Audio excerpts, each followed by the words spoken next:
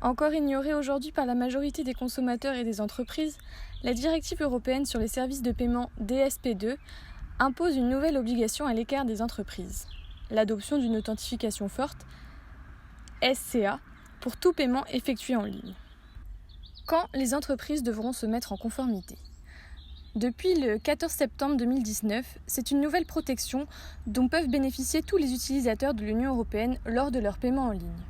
En effet, tout paiement effectué sur la toile doit faire l'objet de 3 identifications de l'utilisateur avant de pouvoir être validé. Que change cette obligation pour les utilisateurs de l'Union européenne? Tout d'abord, la vérification procède à l'interrogation de l'utilisateur sur une première information telle qu'un mot de passe. Ensuite, l'utilisateur doit rentrer une deuxième information relative à un objet dont il est en possession.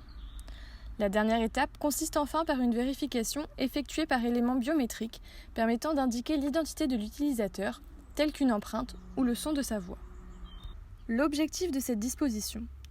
Alors que ces mesures paraissent contraignantes pour tout utilisateur souhaitant procéder à un paiement rapide et simple, l'objectif est ici une protection solide afin de lutter contre la fraude en ligne, aujourd'hui quotidienne, que peuvent rencontrer les consommateurs de l'Union européenne. L'Union européenne peuvent ainsi voir leur chiffre d'affaires considérablement impacté si aucune précaution n'est adoptée pour simplifier le procédé de paiement sur le web. La longue procédure permettant à un utilisateur européen de procéder à un paiement pourrait l'amener à délaisser son achat s'il estime la procédure de paiement trop contraignante.